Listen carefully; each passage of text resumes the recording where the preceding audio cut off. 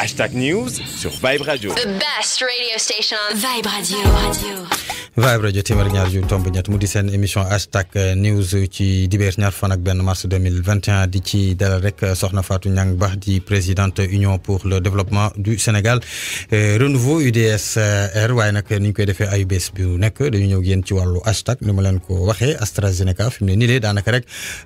kooko laaj dana ko xam mu nekk daanaka sax moo ko lañ ko mën a jàppee ndaxte la ko waral moo di ni bi mu fi ñëwee di xeetu ñàkk ba léegi ñu koy wax am na ñu ci yëy de ci yàpp bi am na ñu ko ñeme am na ñu ko ragal ma nga def njombe ndax deful ay njombe waaye daal Sénégal yi lii mbir mooy ba ñu jëlee seen première dose ba noppi di woon Sinopharm bi AstraZeneca ñëw ak coowam waral Mouhamadou Fatou Ba wàcc ci mbedd mi talal micro bi yenn ci ay sénégalais laaj leen ndax naka lañ ko gisee ak ndax ñoom daa ñàkkoom déet ñu teewlu leen. jàngat bi ma ci am daal mooy ku ci nekk sama gam bopp xam nga lu la arrangé ak lu la arrangé bu fekkee ne arrangé la nga dem def bu la arrangé wul nga bàyyi mu jeex mais jërte nekk di commentaire ku ne yaa yor maanaam yaa yilif sa bopp yilif sa njaboot loolu bu fekkee ne doy na la demal nga def bu la doy ta toog maandu mu jeex. nit day ñaaw njortu de parce que man dama préparé bu affaire bi ñëwee man dinaa vacciné wu mais affaire bi nag ni léegi nit yaa ngi commencé ñaaw njortu tey laa ko dégg si daf ma tiital franchement parler vraiment parce que damay déglu information yi may déglu ñu ne vaccin bu mujjee ñëw nii soo vacciné day coagulé waaw moo tax man franchement du ma vacciné wu. ku bëgg a vacciné wu mu vacciné wu ça dépend si choix la quoi kenn ku nekk yaay xool sa intérêt. waaw il paraît vaccin américain yi moo gën a baax parce que boobu benn yoon la te vaccin yi ñu ne il faut 2 fois kon nag 2 fois fu mu am ak benn boo xam ne ni soo ko vacciné benn yoon xam nga benn boo xam ne ni la nga ko def benn yoon moo gën. waaw mais est-ce que gisagum nañ kenn ku mu indil loraange fii ci Sénégal gis nañ kenn koo xam ne kii gaañ la ko te man dama yaakaar sama xalaat bu gàtt ak médecin yu xarañ yi ñu am fii fekkoon nañ day gaañ nit duñ ko indi Sénégal sama xalaat bu gàtt laa wax. mais par rapport ak vaccin yi vacciné wu rek pour jéem a arrêter feebar bi bañ a law parce que ñoom luy doxal réew mi moom moo tax ñu indi vaccin yi. pour aar Sénégalais yi. moom moo tax ñu indi vaccin yi soxna si Niang Bah Fatoumata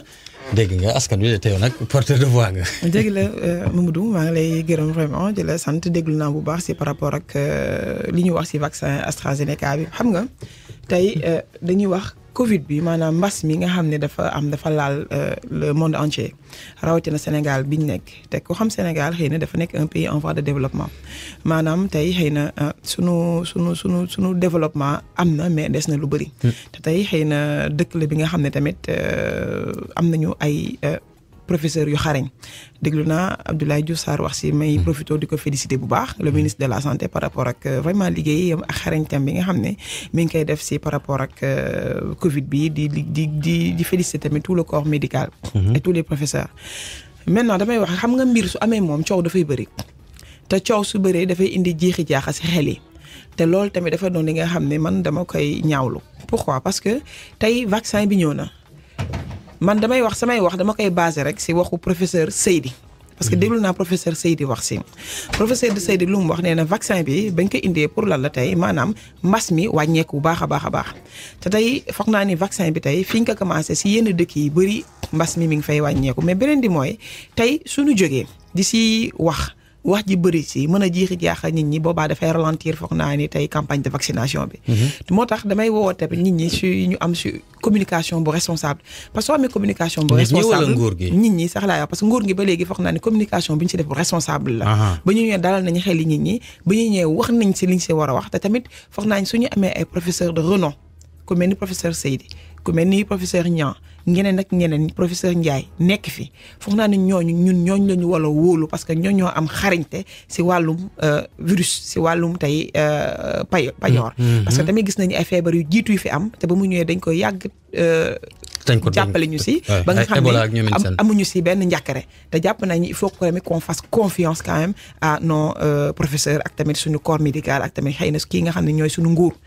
jàpp naa ne nguur bi du ñëw mukk naan dafay lor ay askanam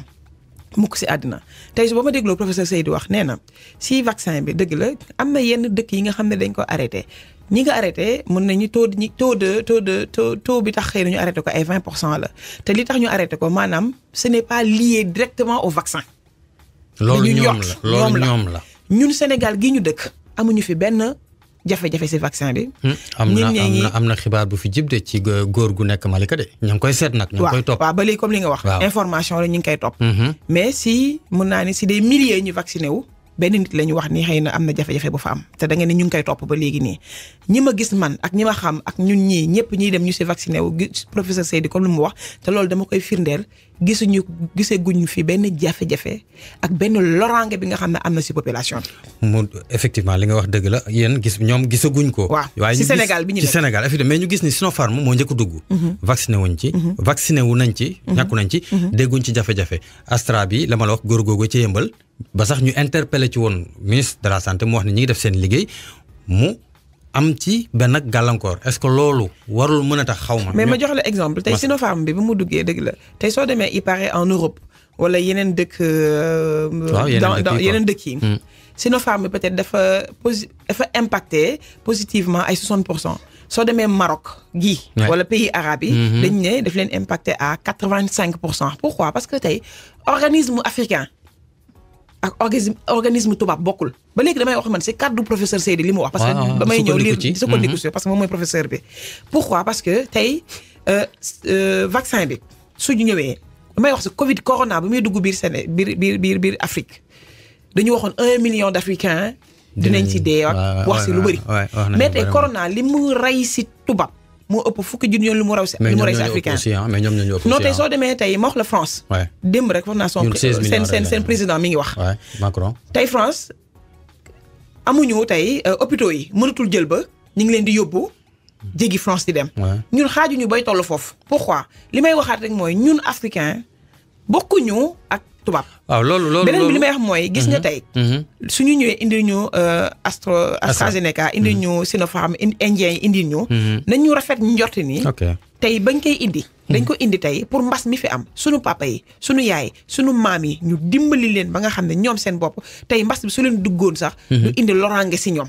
tey nañu gën a rafetal communication bi gën a dalal seeni xel wax ni carrément tey ñoom suñ ko saytu woon gis ni carrément am na problème lié face à ce vaccin duñ ko fi dugal. beneen bi tamit mooy lu professeur wax laay waxaat. vaccin bi en Europe wala feneen ak feneen fi ñu koy retiré nañ ko mais ñoom ba léegi amuñu benn preuve buy lié directement seeni jafe-jafe ak vaccin bi. aywa li nga wax noonu dama ciy ñëwaat ndaxte kàddu professeur Seydi lay wax ba léegi ngir ñu rassurer mel ni ñii peut-être dañ koy jàppee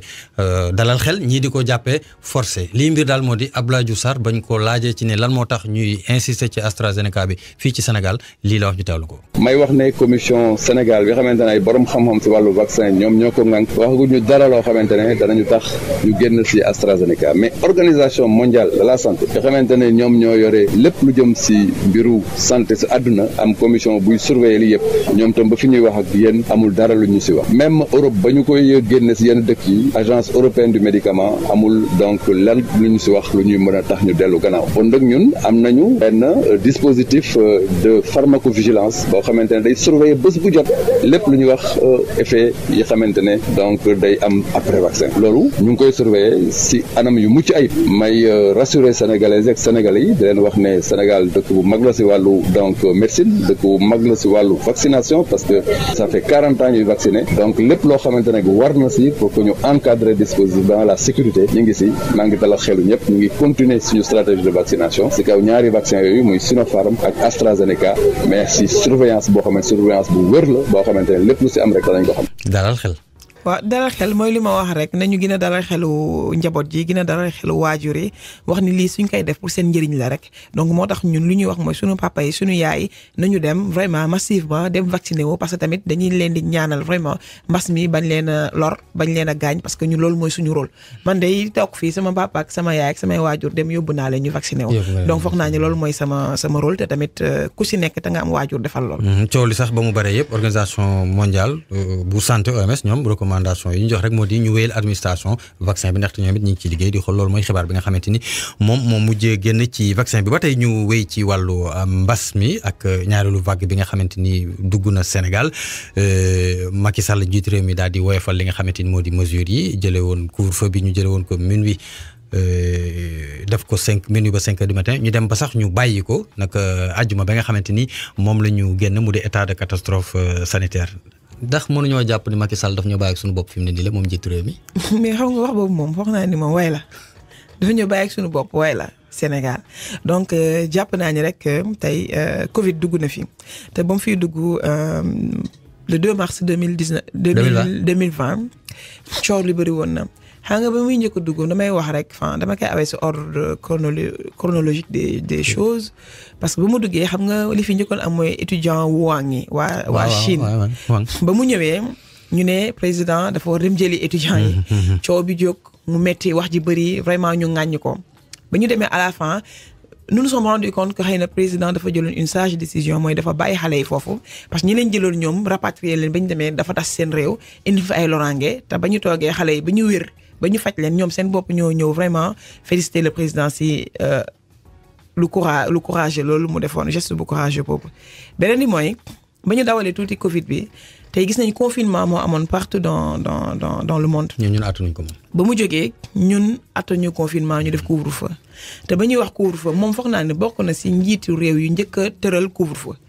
te ba mu ko tëralee après félicitation rek la si jëlee ba nga xam ne dem nañu ñi nga xam ne ñoo nekk si sous région bi sax ñu ngi copier couvre-feu bi tey nag damay wax ni Covid ba mu duggee jël nañu ay mesures te mun naa wax ni à chaque fois tey le président Macky Sall mesure bi muy munti jël. may bëgg wax askan bi du président Macky Sall moom moo koy jëlal boppam. non dégg nga sànq ministre de la santé wax ko y a un comité scientifique qui est là et président lépp lu muy jël si mbas bi day wax ak comité scientifique bi ñoom ñu jox ko ay xalaatam moom si par rapport ak xalaatu comité scientifique boobu si lay jëlee ay mesures teg ko ba comité scientifique bi décidé ni carrément moom si boppam président na def couvre-feu ak heure yi mu ko war a def geste barrière yi na tëj marché yi na tëj école yi daf ko def du moom moo koy jël xëy na su doon volontaire wala moom su doon bëgg-bëggam du naan day tëj école day tëj marché non mais moom chaque fois lépp lu muy def daf koy def tënk ko vraiment si ay conseils yu comité scientifique ak ministère de la santé ñu àndandoo jël seeni mesures maintenant virus bi egg na fenn fi nga xam ne tey suñu teyee ba nga xam ne tey même OMS si boppam ñu ne ñoom nit ñi vraiment il faut qu'ils apprennent à vivre avec le virus mooy maanaam nañu mën a vraiment jël seeni matuwaay en respectant les gestes barrières tey maa ngi nii tey ñu ngi def émission xam nga y a 1 an si ginnaaw mais xalaatuñu woon sax defa émission yi dañ talatuñ ko woon sax mais ñun suñu studio permettre nañu ñu quand même non ñëpp ragaloon non certes moom mais amul woon maintenant amul woon dañ ko arrêté woon lu tax tey mu am ba tey bañ ñëwee man ak yow dañoo am distance 1 mètre c'est parce que c'est par rapport aux mesures yi nga xam ne li ñu jël et ces mesures yi là moo tax tey ñu mën a ñëw toog à 1 mètre ku nekk yor sa masque toog di daandante mën a def émission donc foog naa ne tey ñun il faut tamit qu'on soit un peu responsable laay wax responsable le mot responsabilité parce que il faut la responsabilité de tout un chacun affaire bi volonté la du rek président neen nañu def li mais il faut la volonté de tout un chacun la responsabilité de tout un chacun tey gis nañu nag macha allah population sénégalaise c'est une population responsable ba pare c'est une population bi nga xam ne ba lii amee les comportements ont changé comportement yi changé nañu ba ku si nekk tey xale ba gën a ndaw sax su ñëwee këram sax foog naa lu muy njëkk a def mooy raxasu ji donc foog naa ni tey on ne nous laisse pas vraiment avec ce virus waxuñu ñu vivre avec le virus mais dañu ni ñu dem vivre avec ce virus mais avec responsabilité mooy lu ci Sénégal yëpp di def li ngay def man li may def aca mu di rek seen émission Hashtag News di ci dalal rek madame Fatou Niang Ba di présidente parti Union pour le développement du Sénégal Renouveau UDSR ba tey ci wàllu xabaar bi ci gën a bokk na ci gën a fees moo di borom kumba si gannaaw ba am lu dox digganteem ak njiitu Pastef Adji Sarr borom kumba si man laa koy faral di dàkkantale ñëpp fàtte woon nañ pas fàtte mais ak dal amoon ñu toog ba si yàgg rek mënu bërxeet ñett daal di toog wax yow ba nga déjà sax bi ñu lay posté ci réseaux sociaux naan laan dana wax gëmoon nga dana wax yow mais forcément dina wax parce que tamit nag damay wax ni kay coow su amee jub am lu mu indi si réew benn parti rek di wax ñu naan Adji Sarr moo def plainte Adji Sarr moo ni dañ kaa siif Adji Sarr moo ni lii moo am xanaa kat Adji Sarr kay war na jàkkaaroo Sénégalais wax leen moom li muy wax fan la ko teg. mais est-ce que c'était le bon moment. Le bon moment ou pas man loolu je vais pas vraiment. nekk di juger ndax c'est le bon moment parce que dama xam ne moom. il faut qu'on ñu xam ni quand même Sénégal lañ nekk te da nga wax le mois des femmes man jigéen laa Adji Sarr mun na nekk rak mun na nekk yaay mun na nekk tante mun na nekk sët. parce que tamit nag man lu munti am ba ma ko dégloo démb mu wax képp kuy jigéen di nga am li nga xam ne xëy na sax. kon déglu nga ko ba mu jeex tàkk waaw ba mu jeex tàkk di nga am xëy na li nga xam ne dina la xaw a njàkkare wala dina la metti parce que tey jigéen ñi ku si nekk yaa ngi dund directement ou indirectement peut-être des violences que ce soit verbales que ce soit sexuelles lu mu munti doon peut-être dans le cadre du travail. Dans le cadre vraiment à la maison. wala si say activité sax. wala si loo munti nekk. léegi nag Adji Sarr dafa wax man mënuma lu dul comme li ma waxoon si Ousmane Sonko accorder ko le bénéfice du doute parce que mbir nag dina am ba toll fenn fi nga xam ne tamit carte maanu rek moo fa mën a am man fekkew ma ba Ousmane Sonko di dem di maase wu fekkew ma ba mu koy maase te fekkew ma tamit ba ñuy waxtaan leneen lu ma si mën a wax da doon carrément bëri wax te tamit nag nit nag foog naa ne jullit sax dafa war a mën a maanu si wax parce que wax ji ba mu jógee ku nekk yaa ngi wax mais ku si nekk li ngay wax dara wóoru la si c'est une affaire privée bu concerner 2 Sénégalais 2 citoyens sénégalais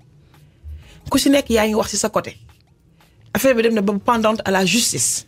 ma lu may wax daal na mbir mi dem si ñoom fa nga sekkee ñu dem fa waxtaanee ko fa boobaa xëy na dëgg ba su génnee dinañ xam kan moo am dëgg Ousmane Sonko moo am dëgg Adji Sarr moo am dëgg man mënuma si wax mënuma si avancé wu parce que lu ma si munti wax rek dafay doon bëri wax te xaw ma si dara. dëgg la li nga wax dama la koy nangul waaye ñu gis ni jamono bi muy waxee mooy jamono bi nga xamante ni ñi ngi ci jamonoy seral ndax dafa amoon lu fi amoon dinañ ci ñëwaat jamonoy seral lañ nekk fii ci Sénégal ab avocat en l'occurrence maître El Hadji Diouf dama koy tudd sama koy cité normalement parce que moom moo ko indi woo yenn ci ay presse daal di ko waxloo bu pensez que ni jëf jooju c'est responsable par rapport ak période bi nga xamante ni dëkk bi dafa yëngatoon ñu ut daal. waaw mais ma laaj la dara dëkk bi dafa non may laajte léegi yow ma dama lay pose question Mamadou Fall may laajte nag madame léegi nga ni dëkk bi waaw léegi nangul naa la may laaj bu génnee vous allez me poser la question mais si man ak Babacar ñooy poser les questions madame. mais Mamadou oui allez-y Mamadou comme li ñu wax Adji Sarr c'est une citoyenne sénégalaise quand même ouais. Il faut que tamit ñu nangul ne Adji Sarr quand même dafa am droit am et sa liberté il est libre de def conférence de presse am il est libre comme nous Ousmane Sonko mais il est libre de faire plusieurs fois des déclarations et des conférences de presse moment bi mu ko defee woon nag bu mu ko deful ça importe peu xam nga la mu am solo mbir yu ñaari nit la man dama wax ñun ñoo war a suñu yoon bañ si nekk parce que tant que wax ji mi ngi jóg rek parloo gi di am rek dafay xaw a métti parce que Adji Sarr wax na noo warul wax mais à la longue ñun ban Sénégal lañ nekk parce que quand même nag dañu nekk Sénégal bi nga xam ne man tey imaginel di fekkoon man maa am problème ak Ousmane Sonko mais damay wax heure bu ma ko sentir rek damay wax heure bu ma waree wax parce que quand même nag elle est sénégalaise elle est libre tout comme Ousmane Sonko ku si nekk tu es libre de parler quand tu veux coow amoon na dëgg la manifestation amoon na ba mu amee dafa am ñun dañoo am nu ñu mooñaale suñu réew kilifa coutumier yi aada yi kilifa diine yi kilifa yi nga xam ne ñoo nekk biir Sénégal nit yi nga xam ne ñu ngi nekk seen kër di wax ju rafet ku si nekk dox nga si société civile bi ku si nekk dox nga si wax ju rafet loolu c'était dans son contexte. mais kii su waxee loolu moom la engagé man day personnellement je trouve que elle est libre et su waree wax su ko neexee mu wax. di kàddu yi rek madame Fatoumata Niang Bah di njiitu parti bi ñu naan Union pour le développement du Sénégal Renouveau UDSR Babacar Renouveau UDSR ñu dem pause ñëwaat. Hashtag News sur Vibe Radio. The best radio station on Vibe Radio. Hashtag News sur Vibe Radio. The best radio station on Vibe Radio. Vibe Radio téeméer ak ñaar yu tomb ñett mu di seen émission Hashtag News tey di dibéer ñaar fan ak benn mars 2021 mu di weer woo xam ne mu leen ko waxe woon dañ ko jagleel soxna yi amaat rek mbégte bu baax di ci dalal njiitu parti Union pour le développement du Sénégal Renouveau UDSR di rek madame Fatoumata Niang Bah ba tey ñu wéy ci waxtaan wi buñ génnee ci mbiri Adji Sarr duñ ci sax génn ndaxte benn suite logique la rek ñu gis ni jamono yee ñett jàpp juróom-ñetti fan la ma ko waxee woon ci weeru mars bi Sénégal yëngatu woon na ba ndaw yi ak ñëpp daal ñu ci bari ci ay ndawal nag daal di génn ba sax ay nit faatu ceeg ñoomin seen mbir moom ba mu amee yow en tant que leader laa lay waxee tout le temps ndaxte njiitu parti nga naka nga jàngatee situation boobu. bon avant tout damay masawu vraiment di jaale famille yi nga xam ne ñoo perdre seeni njaboot. parce que ku si nekk tamit am nga njaboot ku si nekk tamit foog naa ne comme si doon yow dafay métti te loolu vraiment damay jaal famille yi vraiment di jaal njaboot bi tamit di jaal képp kuy sénégalais gi nga xam ne tamit vraiment di la mastawo par rapport ak di xew ba pare si njaal boobu tamit damay jël di jël sama njaal di ko teg tamit famille Wally Seck si tamit coon mi fi génn àddina di ko jaal vraiment parce que tamit da doon ki nga xam ne tamit sunu ku ñu bëgg la. suñu dëkkandoo la suñu waale suñu rakk la suñu lépp la donc li ñuy wax rek mooy ñu ko koy njaal di ñaan yàlla vraiment moom ak ñi fi jóge ñëpp yàlla jébbal leen si àjjana firdawsi loolu moom dama koy wax. beneen bi mooy li ngay wax mooy damay ñaawlu dénoncer li fi am récemment dama koy dénoncer mais avant lépp damay wax ni Sénégal dafa toll fi nga xam ne tey dafa metti comme partout dans le monde xam nga ba ñu commencé mbas bi nga commencé ak man. xam nga Covid daf fi dugg. Covid bu mu fi duggee tout a changé dans ce pays lépp tey couvre-feu sëgam confinement bi nga xam ne dafa am dans d'autres pays. mi ngi tax ba nit ñi ngi am nekk dans des états dépressifs xam nga le Sénégalais ñun xamuñu ay psychologue xamuñu psychiatre. mais tey tubaab bi ñi ngi dem ci ay psychologue ñi ngi dem ci ay psychiatre parce que tëj bi ñu leen tëj nga xam ne benn yoon la ñuy génn ak yooyu ñun ñu ñëw am suñuy jafe-jafe nga ñëw jël ay xale tey mbas bi bett la parce que mbas bi catastrophe naturelle la. te lu la bett mën la. te su la mënee mu lu dul rek adapté wu face à cette situation. ba mu amee ñu jël couvre-feu wax nga ko sànq couvre-feu bi ku wax dafa neex waxoo dëgg couvre-feu bi dafa metti si ñëpp. rawatina si ñi nga xam ne ñooy la population vulnérable. tey couvre-feu bi mu amee 20h ba jëm fajar. mais Mamadou xam nga ni 20h ba jëm fajar mais ñu si bëri maire yi am na ñu doon jaay ba 23h. ñi di jaay fonde wala ñi di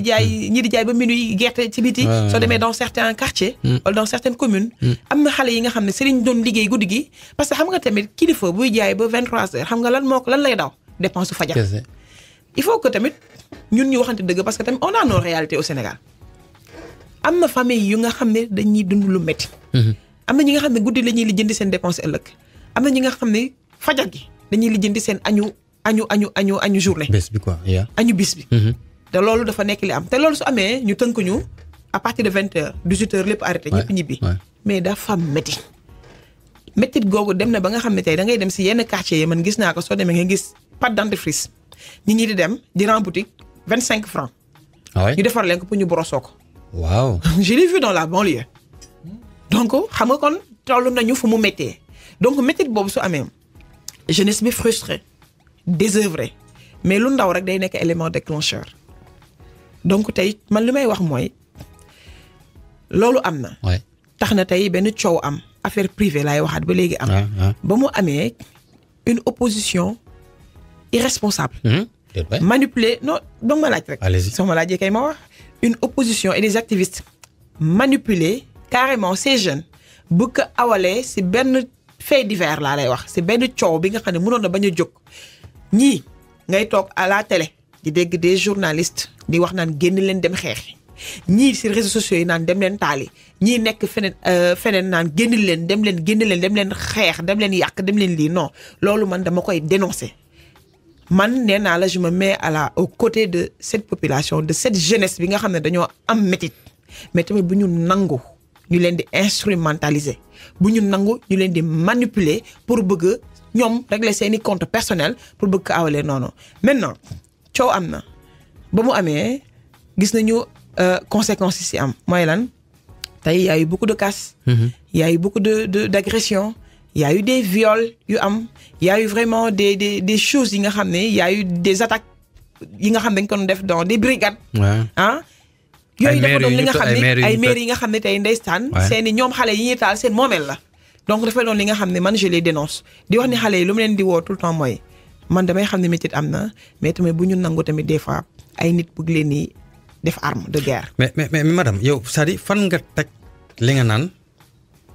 ay opposition ay activistes irresponsables. di manipuler fan nga teg loolu. xam nga fan laa ko teg parce que su ma toogee à la télé gis par exemple. X l'opposition non man je vais pas dire X parce que j'ai pas peur de mes mots l'opposition toog def point de presse ne génn leen dem leen xeexi. dem leen xeexi leen waaw. génn leen dem leen xeexi. loolu daf may métti je suis meurtri pourquoi parce que nee nga ma en tant que leader lan laa si jàngat xam nga en tant que leader lu ma si gis mooy ñun dañu tollu Sénégal bi nga xam ne tey kujje ndekete haine la ak noono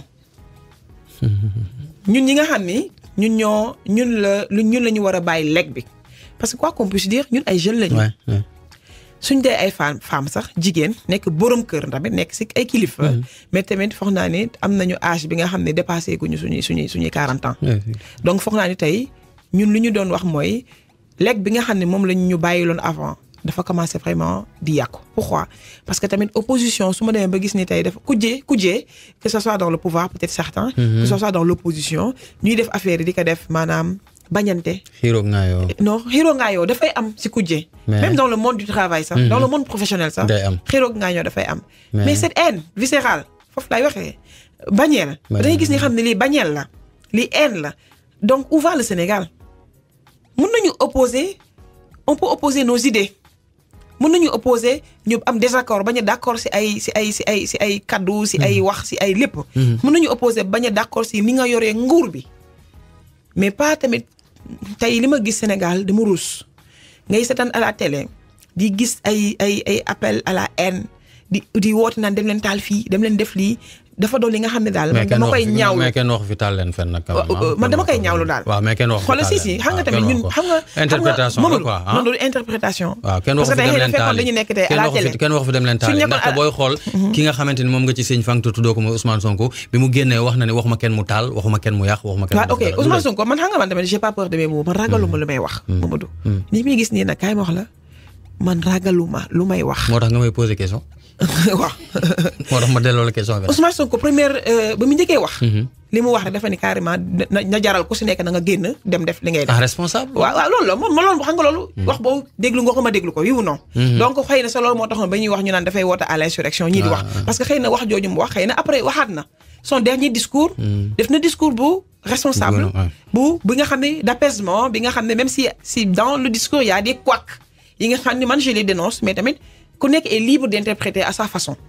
mais dans le premier discours tey discours boobu xëy na moo gën a tax xale yi génn parce que comme ni ñuy wax gis nga kilifa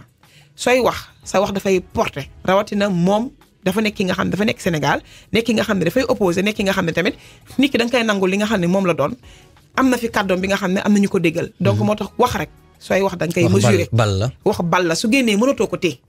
foofu lay waxee toog nañu dans des médias xam nga tey dañuy wax ñii média partisan médias yi ñii dañoo far ñii faruñu ñii dañoo dem ba benn moment tey les médias les patrons de médias yaa naa yi nga xam ne que ce soit dans le pouvoir que ce soit dans l'opposition dañuy xeexee seen média te yooyu daf fi war a deñ parce que pour man média dafa war a jouer la carte de la neutralité moom du ku nekk am nga foo far mais pour man soo demee ba nga xam ne da nga nekk si moo tax armée sax dañu neutre média dafa war a neutre pour man loolu mooy dawal bu baax wala loolu mooy dundal démocratie réew média bu neutre malheureusement amul moo tax da ngay toog gis ni carrément ñii si biir xëy na manifestation yu amee man damay appeler à la raison rek pour yii bañ fi amati parce que tamit gis nañ ñenn ñi naan génn leen dem fii génn leen def lii loolu ñun ñoo ko doon seetaan ay sénégalais la ñu quand même parce que olof li ñuy làkk ñu ñëpp dégg nañ ko loolu dañ koy ñaawlu parce que xam ni réew dina toll fenn su amee rek nañu dal parce que xam ne tamit xale yi li may waxaat dañu sonnoon la jeunesse est désœuvrée parce que mbas bi ñëw na couvre-feu bi dafa metti si ku munti doon ku ko waxul moom da ngay doon nit bi nga xam ne comme doo atti dëgg moo tax président ba muy def discours am dafa ni moom déglu na jeunesse bi xam na ni jeunesse bi dañu sonn xam na dégg na seen wax dina leen réarmer si ñu leen di réarmer si la ñëwee vraiment tegaat yeneen mesures yu muy renforcer donc damay wax ni rek vraiment man j'en profite pour féliciter le président de par tamit dalam kilifteefam gi muy wane mais aussi tamit discours d'apaisement parce que tamit njiit foog naa loolu moo tax ñu naan njiit ba mu waxee la wax ji jeex la lépp tegu ci suuf tamit di gërëm comme li nga wax ñi jouer rôle de médiation dak ñëpp wax nañ ko sànq tamit xëy na duñ si ñëwaat tamit loolu mooy réewu tamit parce que réew xëy na dina toll fenn fi nga xam ne ñëppay jóg ànd xàccandoo dóorandoo pour jàmm am parce que jàmm tamit mooy jàmm Sénégal mooy suñu jàmm ñu voilà li am niñ ko jàngatee moo di ni du ndamal politique du ndamal opposition moo ne politique opposition parce que daanaka ñoom lañ ci gën a fësal mais ndamal askan wi la donc est-ce que tolluwuñu Sénégal foo xamante ni politiciens yi nga baal ma de dañu sax war a pousse ñun lijjanti suñuy problème bopp li nga wax xëy na xam nga tamit ku si nekk di nga toog tamit am sa xalaatu bopp parce que loolu mooy diversité lii ba mu amee nee naa la man en tant que politique dama rus tax ma rus mooy dama gis ni ndekete y a une autre forme de politique quoi te politique quand même kon li may wax ma waxaat ko warul nekk non warul nekk bañante warul nekk haine loolu warul am su amee rek tamit kon boobaa dëkk bi day instable mun nañu défendre nos idées mais autrement te yenn yi fi xew foog naa ni tamit leçon la parce que enfin chaque problème su amee rek jaillissent des solutions wala yeneen affaires yi nga xam ne ko après ñu defaraat politiciens yi seen côté wàcc na de. mais loolu du tey. non jamono xam nga kay moo la xam nga politicien. soo waxee politicien rek keroog damay lire benn enquête bu benn organisme def. ñuy wax waxu politique. affaire femme les femmes dans le monde de la politique. gis nga politicien moom. mun naa ne doomu aadama dafa réticent si politique parce que soo waxee politique nag oui politicien amul éthique amul morale amul valeur loolu la ñu njëkk a wax parce que peut-être ak amuñu liggéey surtout Sénégal yaa naa ñi nga xam ne dañuy jël politique peut-être di ko def arme ñeneen ñi dañuy jël politique peut-être xëy na pour vraiment xëy na luubal ñii dañuy jël politique xëy na pour defaru mais am nay foo dem yaa naa ñi nga xam ne dañuy def politique par conviction yaa naa ñi nga xam ne tamit foo dem tamit dañuy def politique parce que dañoo bëgg doxal wala jubal bu ñu jël ñëpp rek mettre leen dans la même catégorie dans le même lot. parce que politique tamit man pour man c'est quelque chose de très noble. parce que politique weesuwul nga ni da ngay jéem a dimbali sa askan weesuwul nga ni da ngay jéem a dimbali sa cité weesuwul nga ni da ngay jéem a xool naka ngay changer sa réew pour mettre ko dans les rampes du développement ou de l'émergence parce que loolu mooy incarnation politique. donc pour man damay wax ni rek dëgg la xëy na yi am wala yi yàgg am si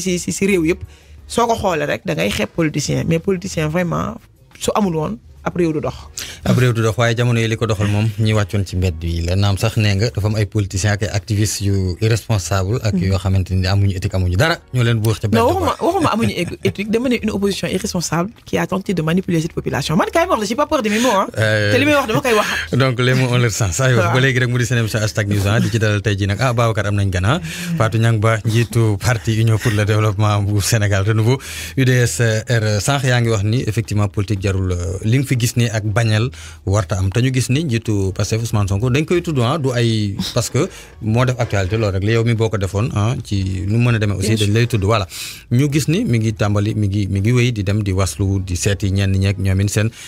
bu seetsee UDSR di ngeen ko recevoir. mais xam nga tey Ousmane Sonko comme li nga wax c'est Ousmane Sonko il mène sa politique comme ni mu ko sentiree et c'est su demee seeti ay ñenn parti yi wala dem seeti ñenn ñi vraiment loolu tamit il est dans son rôle xam nga tamit damay wax ne ñun peut-être xëy na vous les journalistes yéenay créer yu guyam yu Dakar yéenay créer vraiment confusion wala yéenay bëgg chaque fois ku jéggi di gën di neex parce que il faut ngeen di nekk vraiment di sujet bi ngeen di gën a vraiment di bës bouton bi mais li may wax mooy il est dans son rôle vraiment su ko neexee da dem seeti ko deex moom la mais ñun day yi nga xam ne ñu ngi jiite Union pour le développement du Sénégal renouveau nekk vraiment dans le Benno Bokk Yaakaar jàppale le président Macky Sall li may wax rek mooy mbir am na ba mu amee njiitu réew mi vraiment def na un discours d'apaisement un discours responsable te man si loolu rek laay woo ñëpp parce que réew dina toll fi nga xam ne yee fitna moom doo ko def mënoo lu dul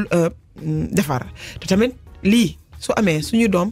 suñuy yumpaañ suñuy yaay suñuy papa ñooy nekk si njàqare te foog naa ñun ay sénégalais lañu te bëgguñu mukk tamit Sénégal su nekkee si njàqare rek dafa mel ni ñun ñoo nekk si njàqare donc lii am na jël nañ tiré nañu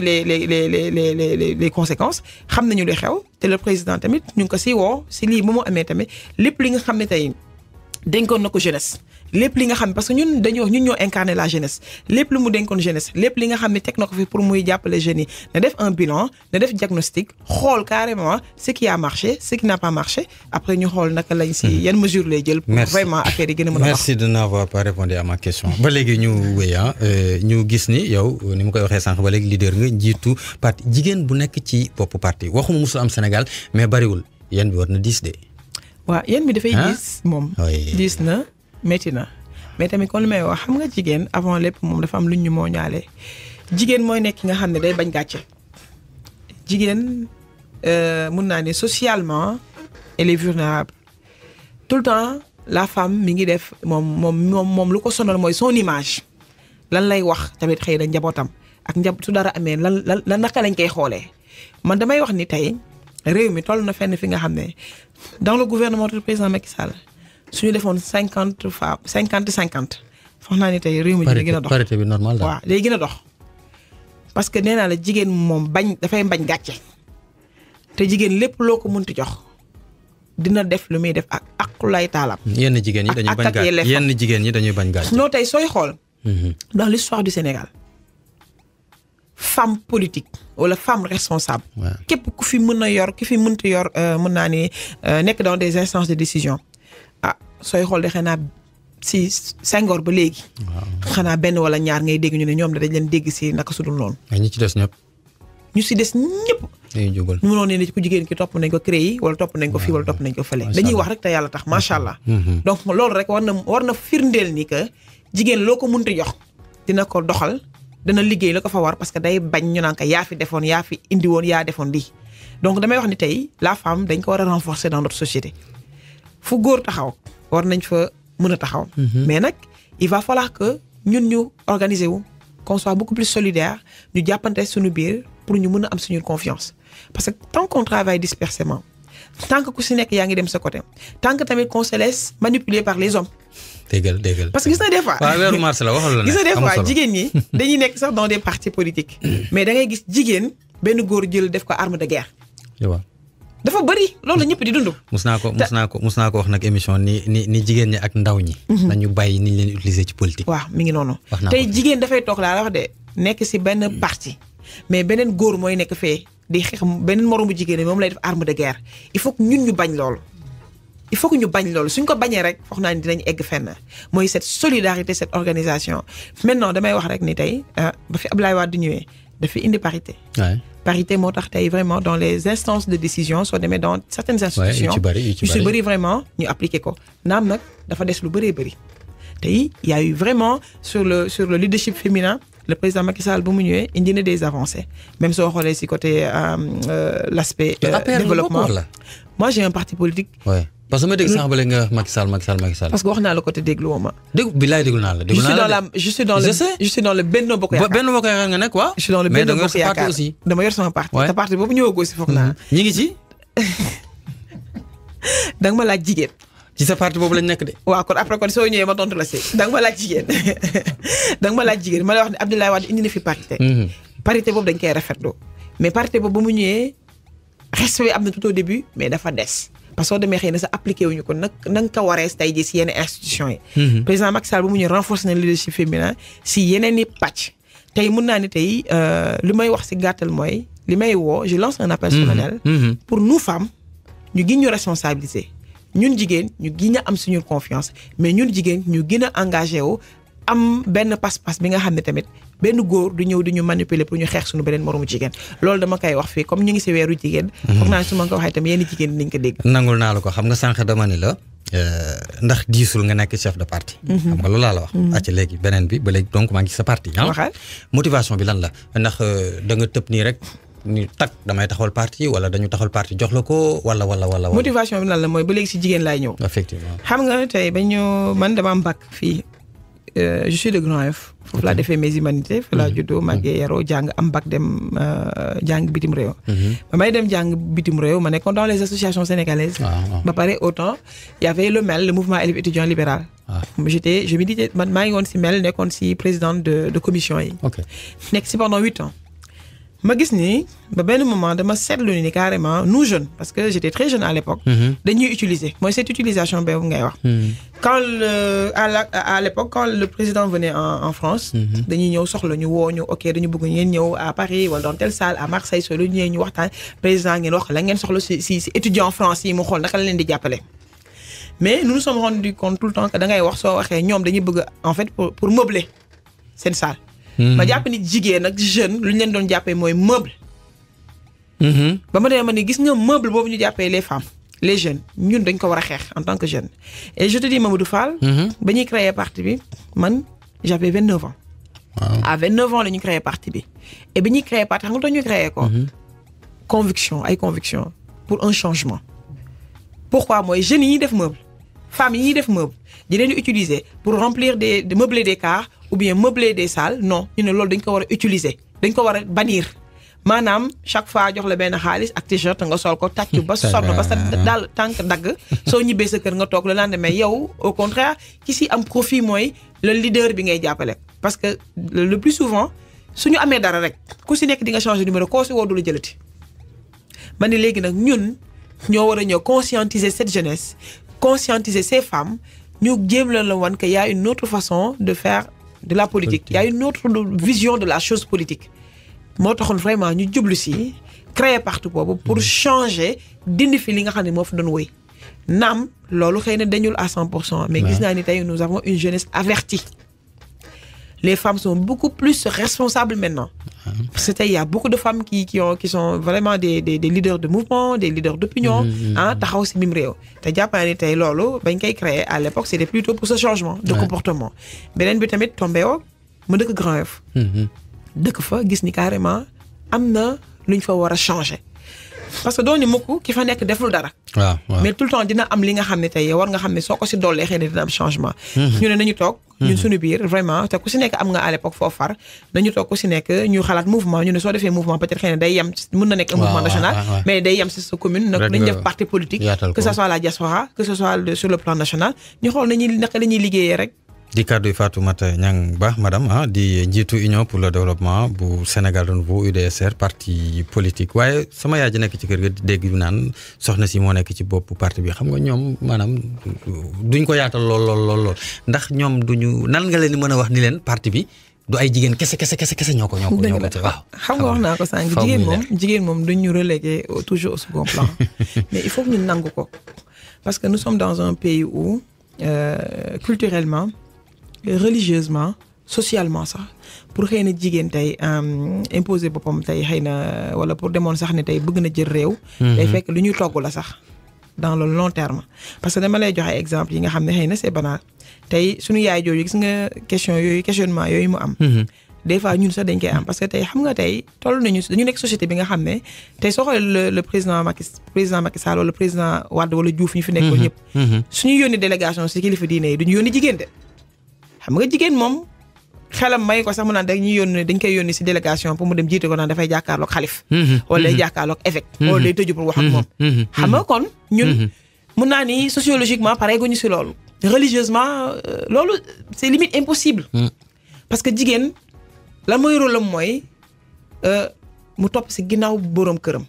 topp si ginnaaw góor mooy kilifam tey boroom kër su génnee àdduna sax taawam mooy kilifam taawu kër gi mooy kilifa yaayam kon pour te dire que ñun dañu toll fi nga xam ne tey loolu suñu société xëy na xamagu ko mais yaay bi nekk ci kër gi lu ñu koy wax rek mooy que ñun jigéen suñu jógee ba nga xam ne dañoo dugg ci politique xam nga lan la pour changer les choses xam nga lan la pour góor ñi xëy na nekk bi ñu fi nekk di noot yenn jigéen yi di leen di noot ci liggéeyukaay ga di leen di noot ci politique bi di leen di noot mun naa ni sax xëy na ci école ba wala ci classe ba ñun dañu war a ñëw tey dénoncer yooyu noonu dénoncer bi naka mais lépp da nga koy def nag ci yar ak ci teggin parce que tey foog naa ni tey jigéen moo xeex parité jigéen moo xeex tey li tax jigéen tey di joxe nationalité xam nga léegi jigéen mën na joxe nationalité jigéen tey moo xeex ba ñu dem criminaliser maanaam sàkku parce que tey xam nga ni mbirum sàkku man damay wax au-delà de cette histoire là bi fi am dafa am ci biir kër yi dafa am ci école yi am na ñenn ñi nga xam ne tey ñi ngi dund ay yi nga xam ne ci mbirum sàkku seen biir kër suñ ko waxoon nopp tëju donc xëy na jigéen su ne ba xeex yooyu yëpp foog naa ne damay wax suñu yaay rek nañu lu ñu tax a jóg mooy tey jigéen ñu jox ko ay ak ak yelleef yi nga xam ne dina mën a taxawal seeni moroomu jigéen ci même réew loolu rek la mais du leneen. macha allah ba léegi parce que tamit au-delà de la politique. ñun suñu politique suñu demee suñu kër. dañuy simmi casquette politique bi nekk une femme soumise parce que tamit damay ne même tey fa may liggéeyee sax su ma fay jógee si buntu liggéeykaay gi laay nekk femme soumise donc di wax ni jigéen nag biir kër ak politique bokkul. waxtaan bi am na solo Babacar waaw tey dinaa xaabaabal de parce que li ma dese moom bari na de acca ñu wéy rek des ci jigéen ñi am na yeneen question yoo xam ne bëggoon naa ko mais dama koy mujj a bàyyi ñu dem directement rek ci jigéen ñi ñu gis ni ku fi ñëw dama la koy laaj 8 mars bu ñu ñëwee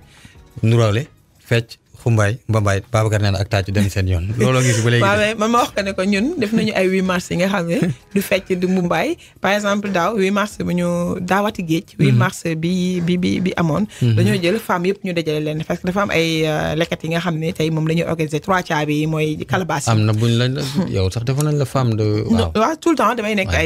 dañ may def ay distinctions yi nga xam ne par rapport même sama rajo communautaire bu nekk Grand Yoff. man souvent damay nekk seen marraine wala ñu may jox ay distinctions yi nga xam ne par rapport à ça. ma leen di remercier jigéen yi nga xam ne tout le temps ñu ngi may jox ay distinctions par rapport ak si 8 mars yi parce que lu ma neex la mais damay wax ni rek jigéen comme ni dañuy tàccu njuróole non am na si tamit ñu si bëri waxaatal